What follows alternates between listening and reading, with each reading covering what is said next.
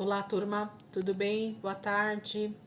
E aí, galerinha dos adolescentes, grupo de leitura bíblica, tudo bem com vocês?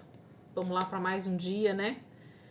Hoje já dia 3 de janeiro de 2022, nosso segundo dia, né? Então, semana 1, dia 2. Eu sei que no início algumas pessoas podem estranhar esse formato, né?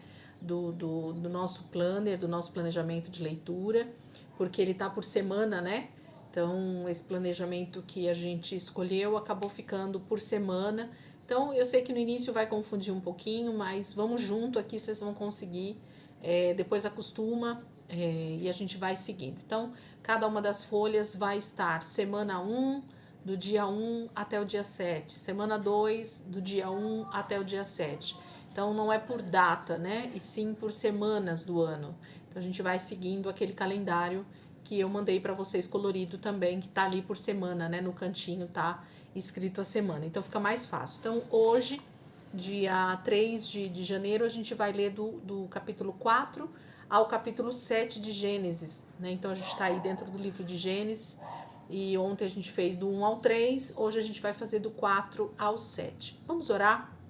Como eu falei ontem, esse ano eu quero tá orando um pouquinho mais aqui com vocês, mas eu vou deixar a oração um pouco mais extensa para o final. Então a gente vai só entregar esse momento que a gente está começando aqui para o Senhor e já dar início na leitura. E aí no final a gente faz a oração um pouquinho maior para quem quiser ficar aqui com a gente, orar junto, né? E receber um pouco mais dessa intercessão e dessa oração que a gente vai estar fazendo aqui todos os dias. Tá bom? Então vamos orar, entregar só esse momento para o Senhor e já começar aqui no capítulo 4. Jesus, nós somos muito gratos por mais esse dia, por mais esse tempo que o Senhor vai nos dar aqui juntos, Pai, como família, como irmãos em Cristo.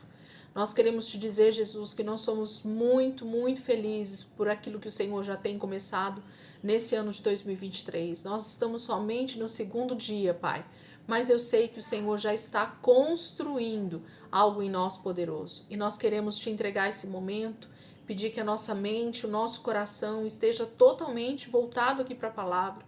Não nos deixa, Senhor, ficar desatentos, não nos deixa sair fora do foco. Não deixa a nossa mente, Senhor, devagar sair do foco aqui da leitura. Nós queremos compreender e entender aquilo que o Senhor tem para nós hoje. Obrigada, Jesus. Amém. Vamos lá? Gênesis capítulo 4, a partir do versículo 1. Diz assim: Então Adão teve relações com Eva, e ela engravidou e deu à luz um filho, a quem chamou de Caim. E disse ela: Com a ajuda do Senhor conseguiu um filho homem. Depois voltou a dar à luz e nasceu o irmão dele, Abel. Abel tornou-se pastor de ovelhas, enquanto Caim era agricultor. Quando chegou o tempo da colheita, Caim trouxe ao Senhor uma oferta dos produtos da terra. Abel fez o mesmo, mas com as primeiras crias do seu rebanho. E o Senhor agradou-se de Abel e da sua oferta, mas não de Caim nem da sua oferta. Por isso Caim ficou enfurecido e o seu rosto mostrava o seu ódio. O Senhor perguntou a Caim: Por que você está furioso e por que o seu rosto mostra ódio?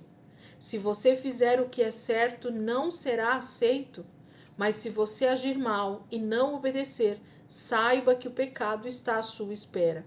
Ele deseja destruí-lo, mas está na sua mão o poder de dominá-lo. Deixa eu só marcar aqui, gente. Então Caim convidou Abel, seu irmão. Vamos para o campo. Enquanto caminhavam juntos, Caim atacou seu irmão Abel e o matou. Depois o Senhor perguntou a Caim: Onde está o seu irmão Abel? E respondeu Caim: Não sei. Será que sou responsável pelo meu irmão? Então Deus disse: O que foi que você fez? O sangue do seu irmão clama por mim da terra em que foi derramado. Por isso você será amaldiçoado nessa terra manchada pelo sangue dele. Quando você cultivar a terra, ela não dará mais o fruto resultante de seu trabalho. Você passará a vida como um fugitivo errante pela terra. Caim então disse ao Senhor: Esse castigo é pesado demais para mim. Hoje me expulsas desta terra que tenho cultivado, e terei de me esconder da tua face. Serei um fugitivo errante pela terra, e qualquer pessoa que me encontrar vai querer me matar. Mas o Senhor lhe respondeu: isso não ocorrerá. Se alguém matar você, será castigado 7 vezes mais. E o Senhor colocou em Caim um sinal de identificação para impedir que fosse morto por alguém que o encontrasse. Assim Caim afastou-se da presença do Senhor e foi estabelecer-se na terra de Nod, a leste do Éden. Então aqui nós temos uma cidade. 17. Caim teve relações com sua mulher e ela engravidou e deu à luz um filho que recebeu o nome de Enoque. Caim então construiu uma cidade, a qual deu o nome de seu filho, Enoque. Enoque foi o pai de Irade. Irade foi o pai de Meujael. Meujael foi o pai de Metusalém. Metusalém foi o pai de Lameque. Lameque teve 2 mulheres, Ada e Zilá. Ada teve um filho chamado Jabal. Ele foi o pai de todos os criadores de rebanhos e de todos que vivem em tendas. O seu irmão chamava-se Jubal, o pai de todos os que tocam harpa e flauta. Zilá também deu à luz um filho chamado Tubal-Caim, o primeiro a trabalhar com metal fundido, fazendo ferramentas de bronze e de ferro. Este teve uma irmã chamada Naamá. Um dia Lameque disse às suas mulheres, Ada e Zilá: ouçam-me com atenção. Eu matei um homem porque me feriu e um jovem porque me machucou. Se aquele que matar Caim será vingado 7 vezes, então eu serei vingado 77. Novamente, Adão teve relações com Eva e ela deu à luz outro filho, a quem chamou Sete, dizendo: Deus me concedeu outro filho para ocupar o lugar de Abel, a que Caim matou. Sete foi pai de Enos. Depois do nascimento de Enos, começaram a invocar o nome do Senhor.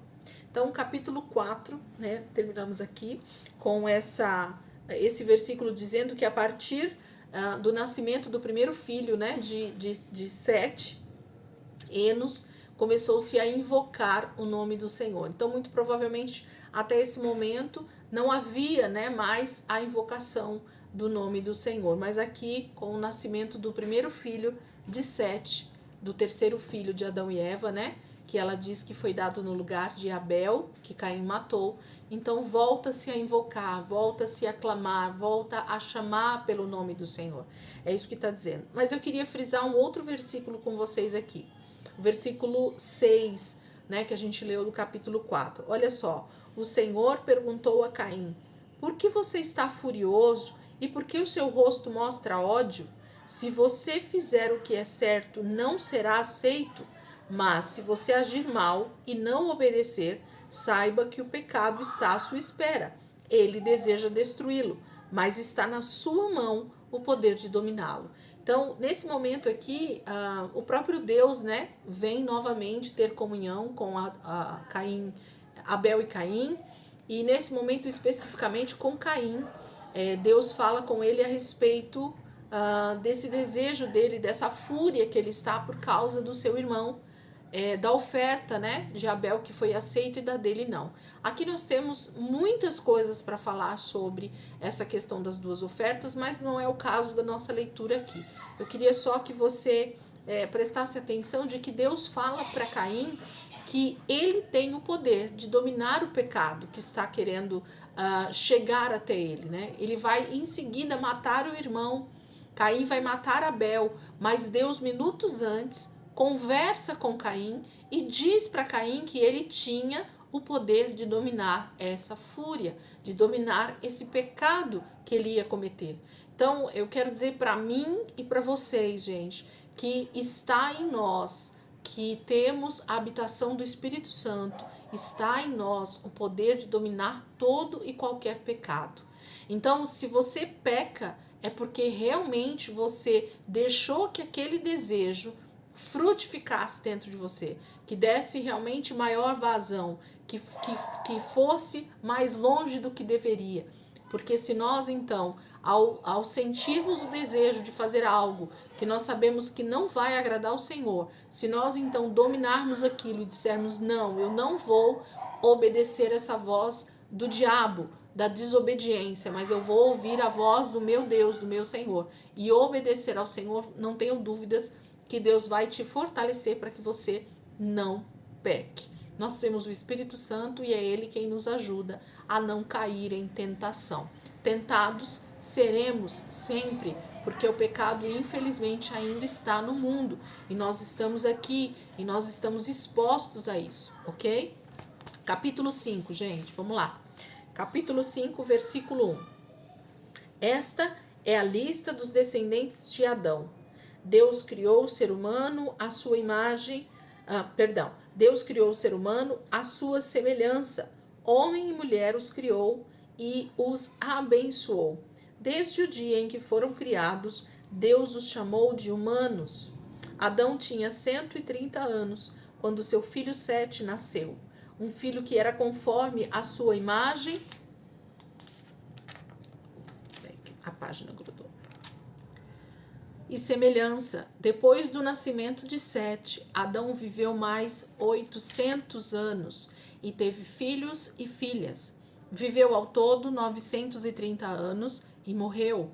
Sete tinha 105 anos quando nasceu seu filho Enos. E depois disso, Sete viveu mais 807 anos e teve filhos e filhas. Ele morreu com a idade de 912 anos. Enos tinha 90 anos quando nasceu seu filho Cainã. Depois disso, Enos viveu mais 815 anos e teve filhos e filhas. Ele morreu com a idade de 905 anos. Cainá tinha 70 anos quando nasceu seu filho Maalalel. Depois disso, Cainã viveu mais 840 anos e teve filhos e filhas. Ele morreu com a idade de 910 anos. Maalalel tinha 65 anos quando nasceu seu filho Jared. Depois disso, Maalalel viveu mais 830 anos e teve filhos e filhas. Ele morreu com a idade de 895 anos. Jared tinha 162 anos quando nasceu seu filho Enoque. Depois disso, Jared viveu mais 800 anos e teve filhos e filhas. Ele morreu com a idade de 962 anos. Enoque tinha 65 anos quando nasceu seu filho Matusalém. Depois disso, Enoque viveu mais 300 anos e andou em comunhão com Deus e teve filhos e filhas. Ele viveu ao todo 365 anos. Enoque sempre andou com Deus e um dia desapareceu, porque Deus o levou. Matusalém tinha 187 anos quando nasceu seu filho Lameque. Depois disso, Matusalém viveu mais 782 anos e teve filhos e filhas. Ele morreu com a idade de 969 anos. Lameque tinha 182 anos quando lhe nasceu um filho. Ele o chamou de Noé e disse: Este há de trazer-nos descanso para o duro trabalho da terra que o Senhor amaldiçoou. Depois do nascimento de Noé, Lameque viveu mais 595 anos e teve outros filhos e filhas. Ele morreu com a idade de 777 anos. Quando Noé estava com 500 anos, tinha 3 filhos, Sem, Cã e Jafé. Então, aqui nós temos no capítulo 5 algo que a maioria de nós tem a tendência de querer pular, né? Que são as chamadas genealogias na Bíblia. Mas eu quero dizer para vocês, gente, que ler genealogia na Bíblia é tão importante quanto ler qualquer outro versículo. Por quê? Porque o nosso Deus, em toda a sua palavra, tem propósito. E se Deus deixou as genealogias aqui para nós, é porque algo de muito importante existe em cada nome, em cada idade, em cada momento que essas pessoas tiveram o seu primeiro filho, no momento em que elas morreram. Deus queria nos deixar sempre algo de importante em cada um desses detalhes. Então a gente precisa ser sensível, né? E entender que se Deus deixou isso aqui para nós, existe um propósito. Nós só precisamos meditar, ler e deixar que o Espírito Santo, no momento certo, nos ensine, nos ajude a compreender, nos mostre porquê de algumas coisas, né? E Ele é poderoso para fazer isso. Então, eu queria dar uma dica para vocês de algo que eu fiz já algumas vezes e que me ajudou muito até a entender os textos bíblicos mais na frente, né? Porque às vezes a gente lendo aqui agora, você não fica com dúvida porque você já está lendo o texto nesse momento. Mas quando chegar algum tempo lá na frente, que algum nome for citado, que alguma genealogia for citada, que algum descendente for citado, às vezes a gente fica com dúvida, mas esse aqui era filho de quem? Esse aqui era filho de quem? Então, o legal, não sei se vocês já fizeram alguma vez na vida de vocês, uma árvore genealógica, né? É bem simples, bem fácil. Então, vocês vão colocar quem é o pai, o principal. No caso aqui, a gente vai estar falando da genealogia de Adão. E aí vocês vão colocando quem nasceu depois de quem, né? Para vocês verem num quadro, numa folha, né? Da forma mais simples que vocês quiserem. O passo a passo dos nascimentos desses filhos de Adão. Para a gente ver lá na frente como é bacana a gente visualizar quantos filhos, quantas gerações, quem era filho de quem. Depois eu vou mandar uma foto para vocês aqui no grupo, para que vocês possam, né, até ter como exemplo. Se alguém quiser fazer igual, pode. Se quiser fazer um pouco diferente, fiquem aí à vontade. Eu gosto bastante de fazer quadros de genealogia para ficar mais fácil o entendimento, tá bom? Vamos seguir? Capítulo 6. Hoje nós vamos ler até o capítulo 7. Então, capítulo 6 agora. Quando as pessoas começaram a multiplicar-se na terra e lhe nasceram filhas, os filhos de Deus repararam na beleza das filhas dos homens e tomaram para si aquelas que lhes agradaram. E o Senhor disse: o meu espírito não continuará com o homem, visto que ele é todo mau. Ele só viverá 120 anos. Naqueles dias havia gigantes, e mesmo depois, quando os filhos de Deus tiveram relações com as filhas dos homens, os filhos que lhes nasceram foram heróis de grande fama, conforme nos falam os relatos da antiguidade. O Senhor viu que a maldade humana foi ficando cada vez pior e que a imaginação e os pensamentos dos seres humanos os levavam unicamente para o mal. Então o Senhor se arrependeu de ter criado o ser humano sobre a terra, e isso cortou o seu coração. E disse o Senhor: farei desaparecer da face da terra tudo que tem vida, as pessoas, os animais, os répteis e as aves do céu. Estou triste porque os criei. Noé, porém, agradava ao Senhor com a sua vida. Esta é a história da vida de Noé. Ele era a única pessoa justa e íntegra na terra naquele tempo. Ele conduzia sua vida de acordo com a vontade de Deus. Noé tinha 3 filhos, Sem, Cã e Jafé.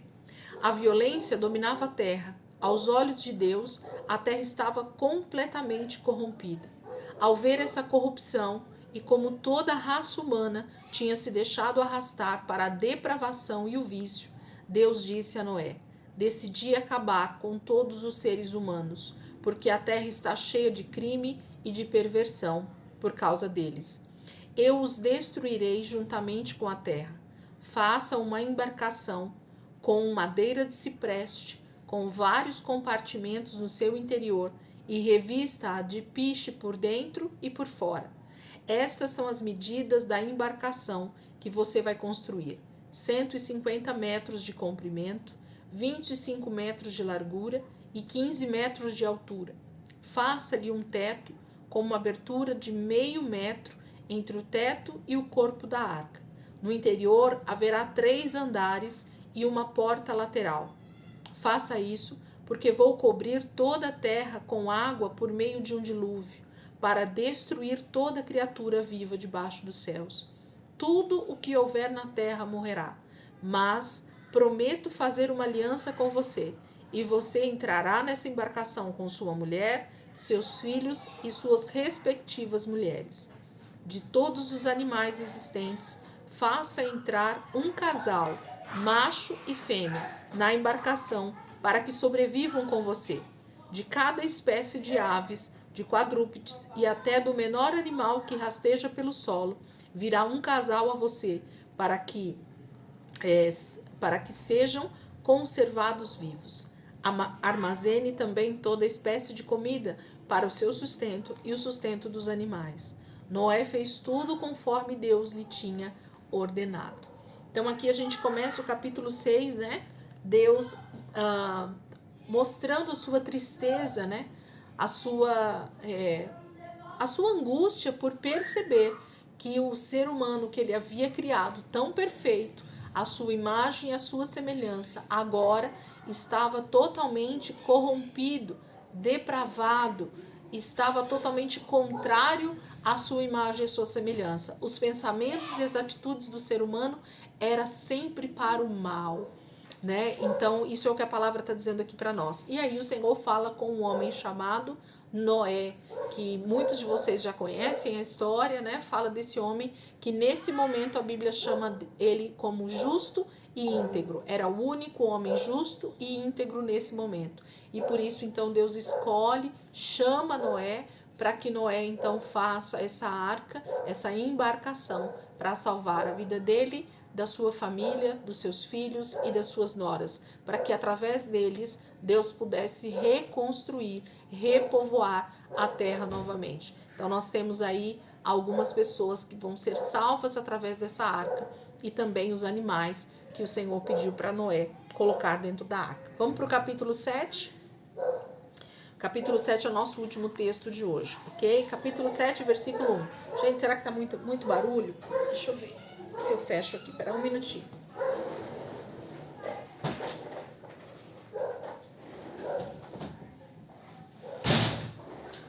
Me perdoem. Tem dia que a rua, por causa da tranquilidade, né? A criançada fica brincando e aí faz mais barulho do que o normal. Mas normalmente eu deixo fechado por causa do barulho mesmo.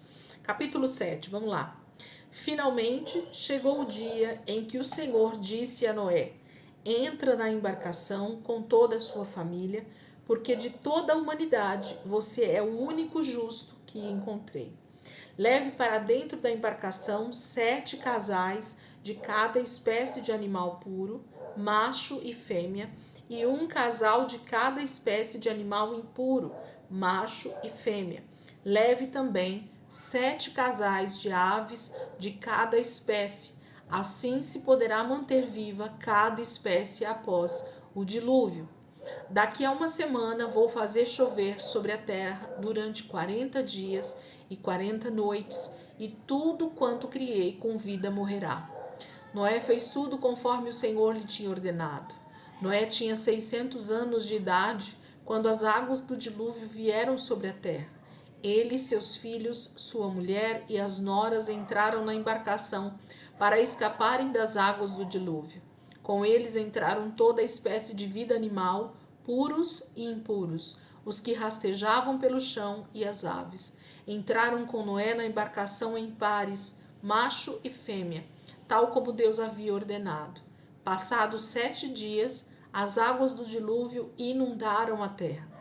Quando Noé tinha precisamente 600 anos, 1 mês e 17 dias de idade, romperam-se todas as fontes do abismo e as comportas do céu se abriram. Desabou forte chuva sobre a terra durante 40 dias e 40 noites. No dia em que as chuvas começaram a cair, Noé e seus filhos, Sem, Cã e Jafé, com sua mulher e com suas noras, entraram na embarcação.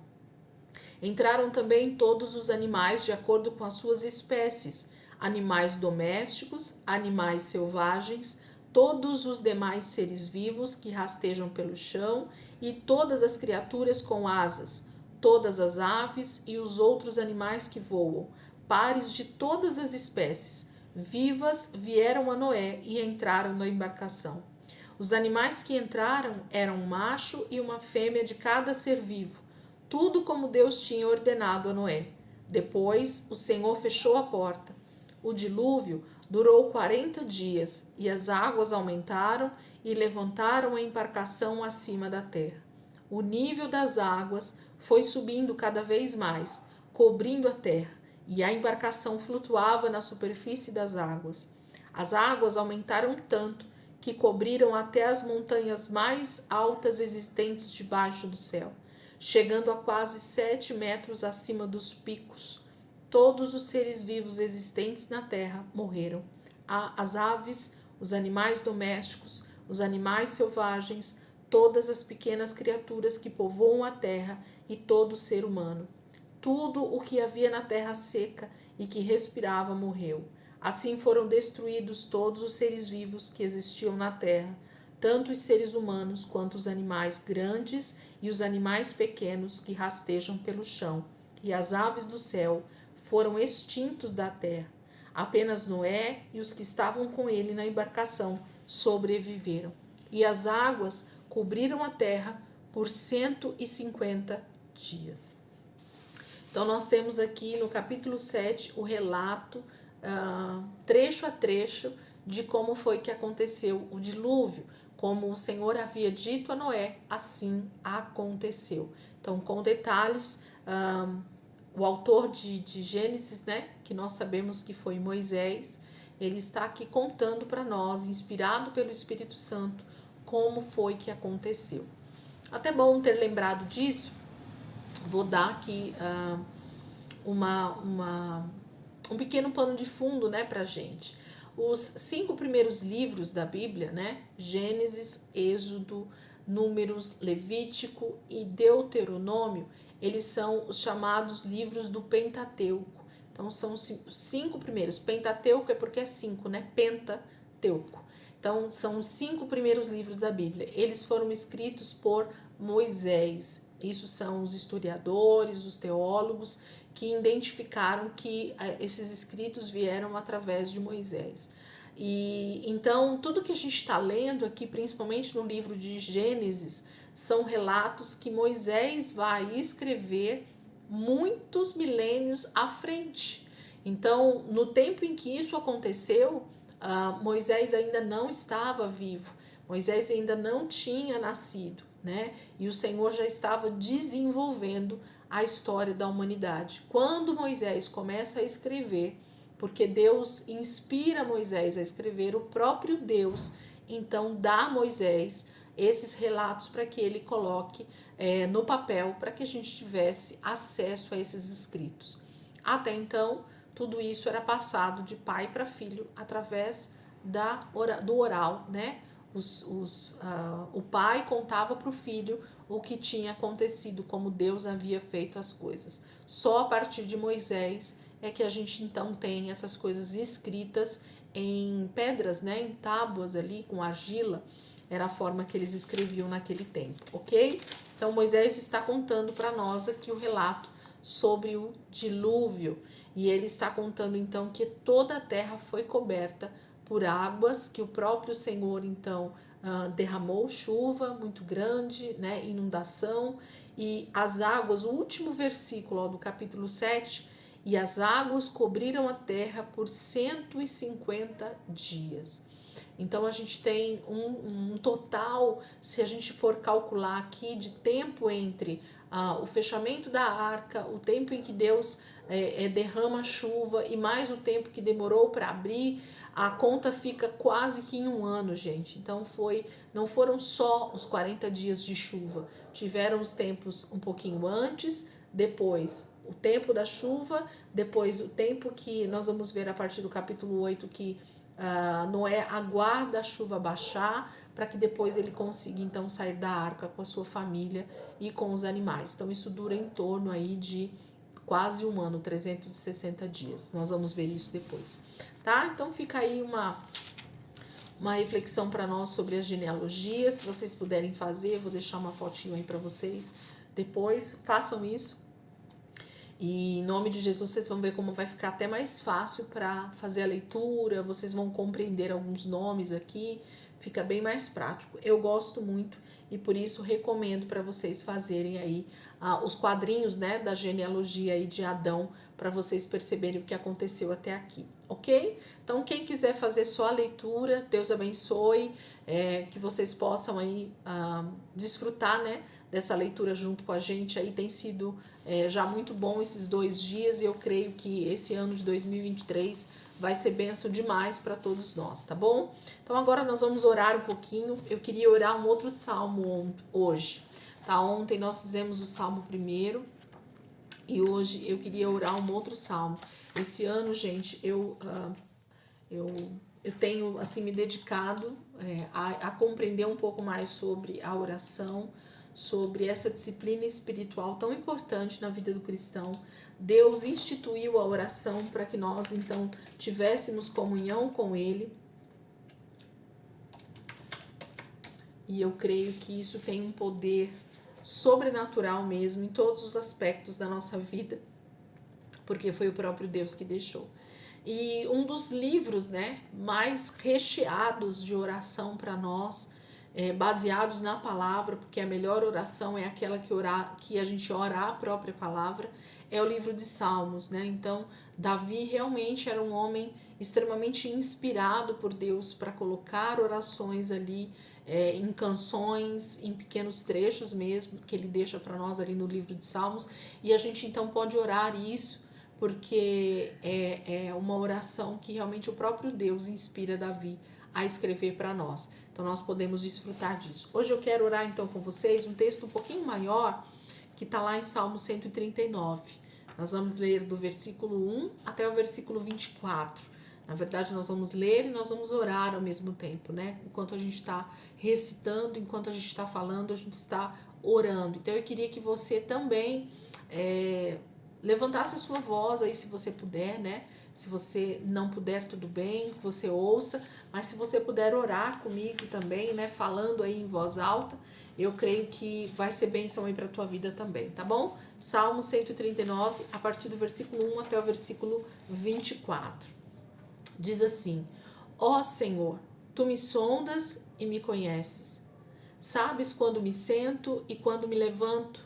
De longe percebes os meus pensamentos. Sabes muito bem quando trabalho e quando descanso. Todos os meus caminhos te são conhecidos. Senhor, nós sabemos pela tua palavra que o Senhor é soberano em todas as coisas.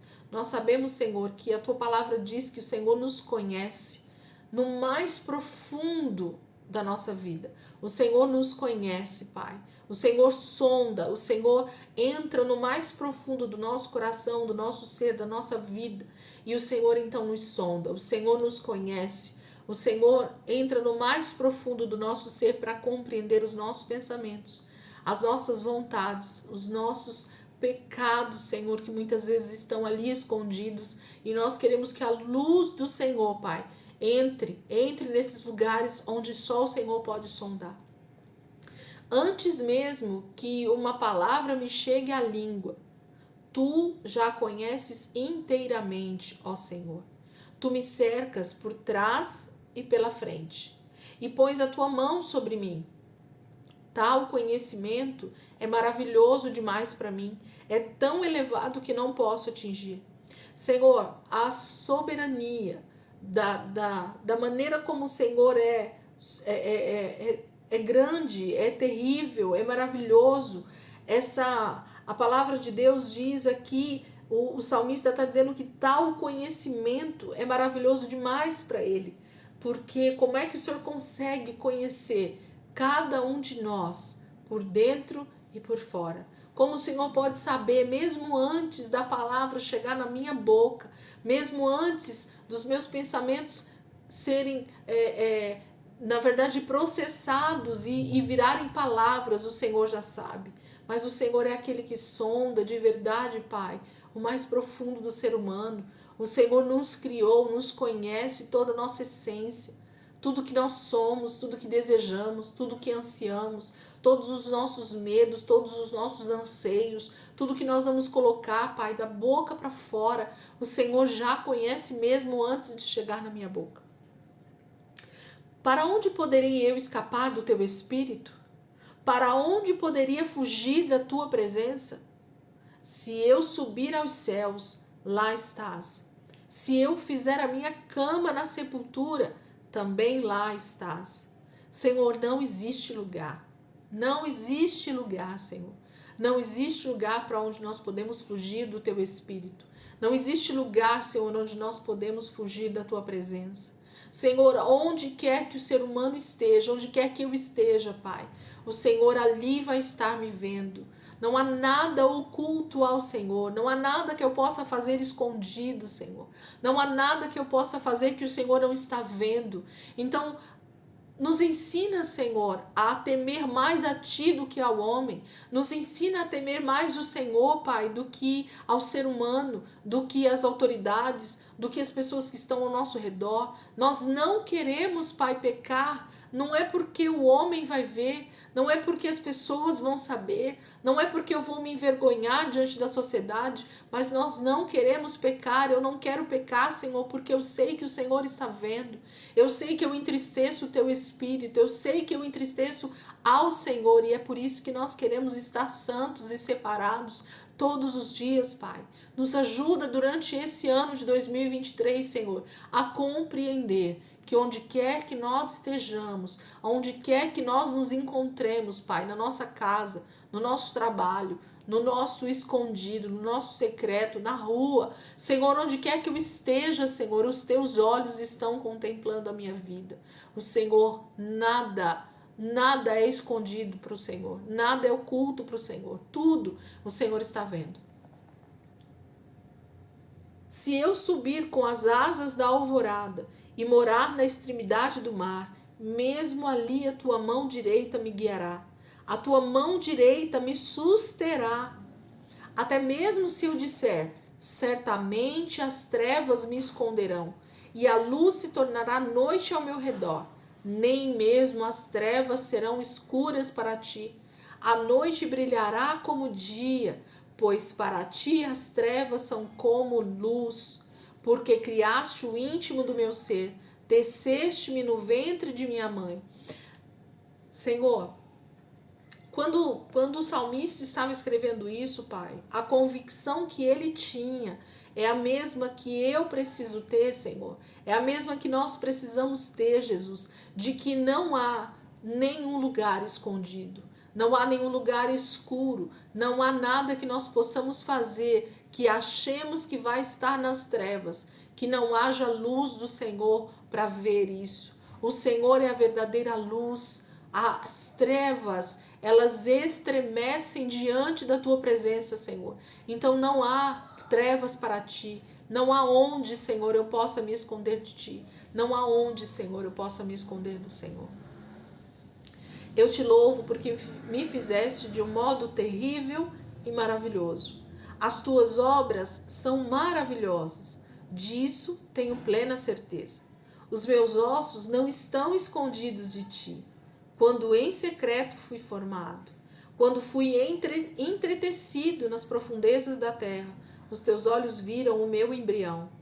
Todos os dias determinados para mim foram escritos em teu livro, antes de qualquer deles existir. Senhor, nós queremos, baseado na tua palavra, Senhor, conhecer os nossos dias, Senhor, contar os nossos dias com alegria, saber que cada dia que o Senhor nos dá, ele é precioso. Cada dia que o Senhor tem nos dado nessa terra, Senhor, é com um propósito, é para um propósito muito maior, Senhor, do que os meus desejos pessoais, do que as minhas vontades pessoais, do que os meus anseios particulares, Pai. Nós desejamos sim, Senhor, que a tua vontade, que o desejo do teu coração, que os propósitos, que o teu reino, Senhor, onde eu estou inserida, seja cada dia mais, Senhor, atuante nessa terra, para que a luz do Senhor resplandeça através da minha vida, através da vida dos meus irmãos, Espírito Santo. Nos ajuda a compreender, Senhor, que isso é uma verdade para nós. Os meus ossos não estavam escondidos de ti. O Senhor tinha propósito no meu nascimento. O Senhor tinha propósito quando o Senhor me gerou. O Senhor tinha propósito quando o Senhor colocou ali essa semente, Pai, no ventre da minha mãe e do meu pai. Eu não sou uma criança do acaso. Eu não sou um ser humano, Senhor, formado simplesmente por um acaso, mas eu sou formada pelo Senhor, pelo Deus que fez os céus e a terra, por aquele que cria todas as coisas através da sua palavra, e através da sua palavra, Senhor, todas as coisas foram criadas, inclusive eu. Obrigada, Jesus, por esse entendimento que o Senhor vai colocar cada dia mais no nosso coração. Obrigada, Senhor, por aquilo que o Senhor vai continuar fazendo, Pai, nas nossas vidas. Nós queremos sim, Jesus, cada dia mais compreender e entender esse teu propósito. Como são preciosos para mim os teus pensamentos, ó Deus. Como é vasta a soma deles. Se eu os contasse, seriam mais numerosos do que os grãos de areia. Se terminasse de contá-los, eu ainda estaria contigo. Quem me dera matasses os ímpios, ó Deus. Afastem-se de mim, assassinos sanguinários, porque falam de ti com maldade. Os teus adversários abusam do teu nome. Por acaso não odeio os que te odeiam, ó Senhor? Eu não odeio os que se levantam contra ti? Não tenho nada senão ódio por eles. Considero os meus inimigos. Sonda-me, ó Deus, e conhece o meu coração. Prova-me e conhece as minhas ansiedades. Vê se há em minha conduta algo que te ofende e dirige-me pelo caminho eterno. Senhor, quando nós lemos Davi escrevendo o quanto ele tinha ódio dos seus adversários, eu compreendo, Senhor, que existem sim adversários pessoais, existem sim inimigos físicos, existem sim pessoas que são inimigos de Deus, inimigos da palavra, e que nós não devemos sim, Senhor, ter prazer em estar com eles, nós não devemos ter prazer em ter comunhão com eles, mas os nossos maiores inimigos, Pai, são os teus inimigos espirituais, são principados e potestades, são dominadores desse século, são as hostes malignas do diabo que infelizmente, Senhor, tem atuado na minha vida, tem atuado na vida dos meus irmãos, muitas vezes trazendo discórdia, trazendo desunião, trazendo fofoca, trazendo dissensão, trazendo desamor. Mas eu te peço, Espírito Santo, coloca mais amor em nós, coloca mais anseio pela tua presença, Senhor, coloca mais, Senhor, vontade